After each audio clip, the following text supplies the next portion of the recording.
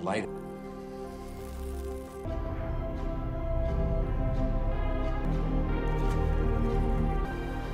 Hold it, Connor.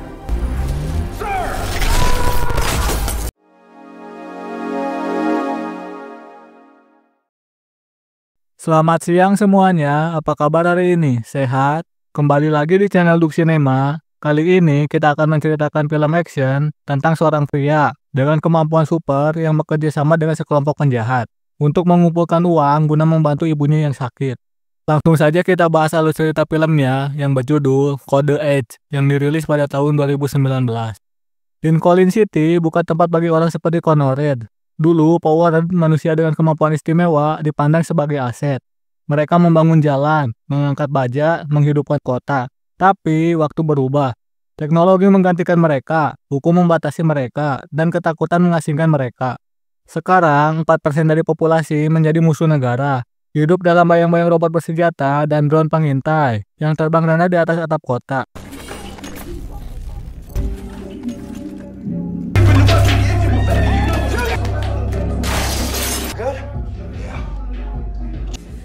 Show me your fucking hands! I would have lit your ass up.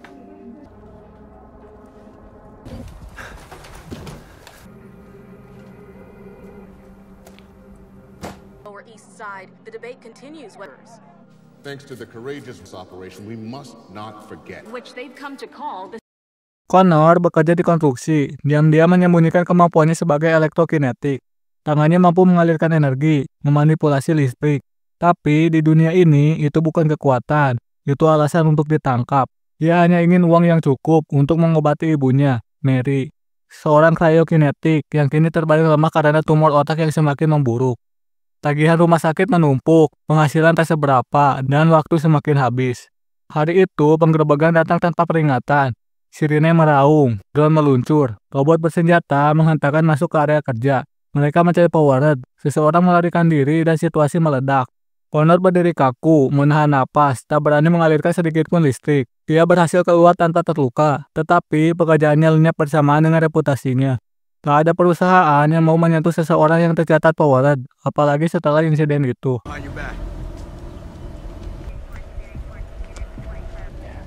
Great job, really making a difference.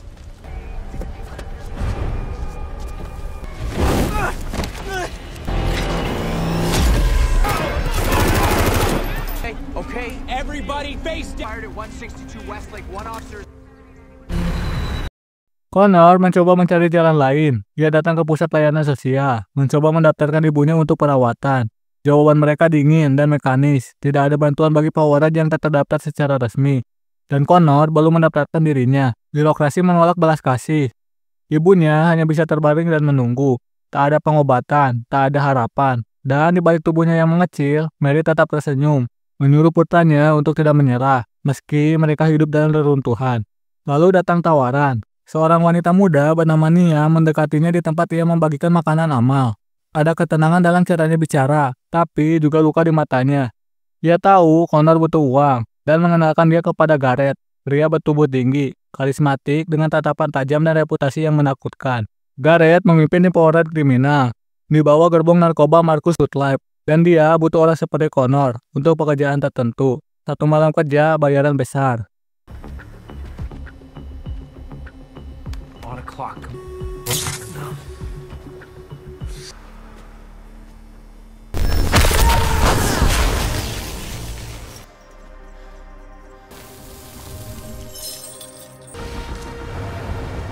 Six. New guy. Health threat. Hey! I'm gonna need to see some My friend's gonna squash your head.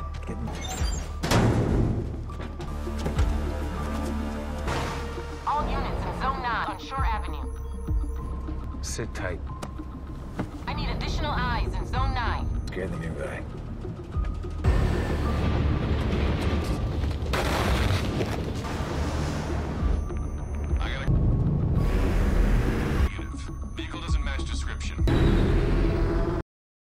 Connor ragu, tetapi rasa putus asa menelan prinsipnya. Ia menerima. Dalam gelap malam bersama tim Garrett, ia ikut serta dalam perampokan truk pengangkut uang. Mereka bekerja seperti mesin. Tiap anggota tim punya peran. Si kuat menghancurkan baja, si telekinetik mengendalikan pintu dari jauh. Dan Connor, ia mematikan sistem keamanan, menyabot listrik, dan membuat semua jadi kacau dalam sekejap. Ketika mereka melarikan diri dengan membawa brankas yang terbuka, Connor sadar dia telah melewati garis batas. Dunia tak akan lagi memandangnya sama. What? $dollars that's supposed to be in your fuck! Confirmed robbery in progress. Fuck! Hey! Keep your fucking heads down! Keep your hands behind your head. If you do not Right now, we're fucked! Guardians ready. Let's see this. Two is going down. Drone down. Drone Level electric. miles out. Copy. One. Fuck! Connor kini menjadi bagian dari mesin kejahatan yang bergerak cepat dan tanpa ampun. Setelah mencicipi uang hasil rampokan, ia mulai terlibat dalam bisnis gelap yang lebih berbahaya. Pengiriman dan distribusi Psyche, narkoba yang dihasilkan dari darah para powerhead. Bisnis ini diatur oleh Marcus, gembong narkoba yang kejam, yang memandang Garrett sebagai anak buah dan sekaligus ancaman. Setiap malam, Connor menjalani misi berisiko tinggi, menyelinap di antara patroli polisi yang dipersenjatai robot dan drone. Satu kesalahan saja berarti kematian atau penangkapan. Easy target, I can hit it tonight. We're gonna lose our entire business.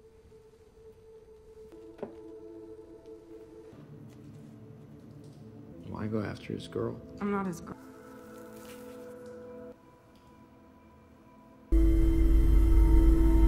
Oh my god. Dalam sebuah operasi, ketika hendak mengatasi Psyche, mereka tiba-tiba disergap. Suara ledakan dan dentuman senjata meledak di sekitar mereka. Rekan satu tim tewas. Connor hampir terjatuh, tapi berhasil menggunakan kekuatannya untuk menciptakan gangguan listrik. Memaksa drone mundur, namun setiap kemenangan terasa pahit. Hang a left on 3rd, we'll go up Liberty. They're in the no-fly. 1-5, why did you turn? Whoa. Yes. Come on. Move. We're weak today. This vehicle. You know. 1-5 just... Connor! 118 is requested. 1-5 under attack. Move it! 18 is entered the no-fly.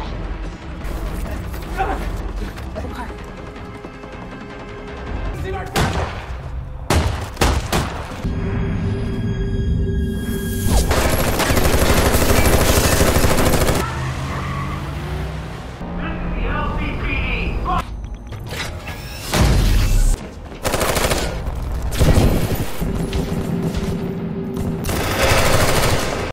Di rumah, keadaan ibunya memburuk. Mary yang dulu kuat dan penuh kasih, kini terbaring lemah.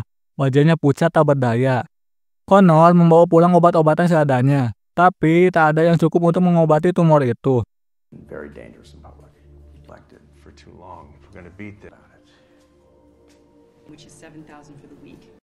Dia memohon kepada Garrett agar dibayar lebih cepat, menjanjikan kerja keras yang lebih besar, tapi Garrett menunda. Sibuk merencanakan langkah berikutnya untuk menggulingkan Marcus dan mengambil alih kendali penuh. Ambisi Garrett semakin nyata dan Connor hanyalah pion. Di balik layar, detektif Park dan rekannya Dapi semakin mendekat. Mereka mengintai jejak Connor yang mulai terlihat di kamera pengawas. Park yang pernah kehilangan anggota keluarganya akibat aksi powerhead kriminal, tak segan menggunakan robot tempur untuk menekan mereka. Polisi semakin brutal dan tak peduli dengan keadilan, hanya ingin memusnahkan ancaman.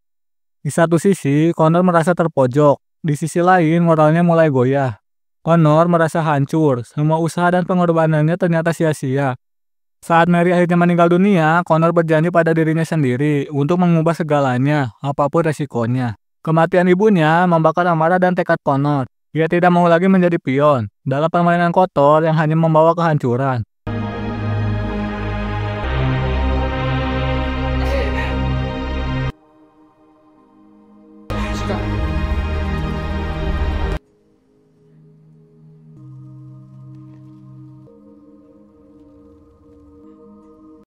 Bersama Nia yang selama ini juga terperangkap di dunia gelap Marcus dan Gareth, mereka mulai merencanakan sesuatu yang lebih besar.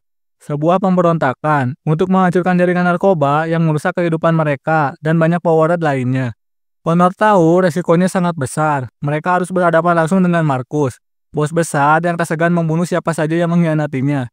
Dan Gareth, sosok yang dulu menawarinya jalan keluar, tapi kini menjadi musuh tersembunyi. Dengan keberanian yang tersisa, Connor dan Nia mulai mengumpulkan bukti dan merancang jebakan yang akan membuat polisi menangkap Marcus, sekaligus memutus rantai narkoboy Psyche.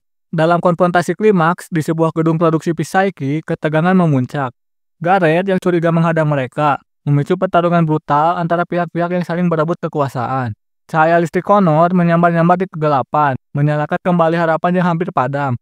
Ia bertarung bukan hanya dengan otot dan kekuatan, tetapi juga dengan hati yang penuh penyesalan dan tekad untuk menebus semua dosa masa lalunya.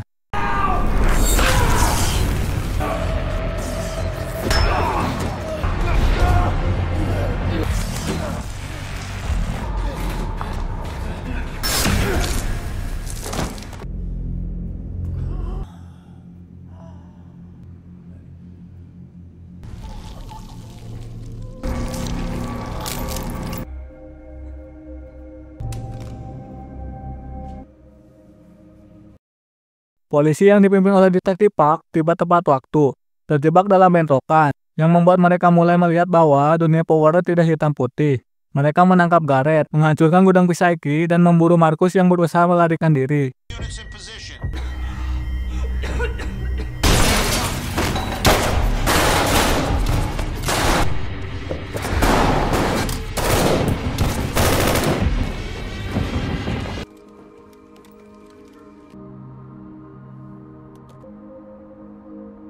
Namun, tak ada kemenangan tanpa pengorbanan.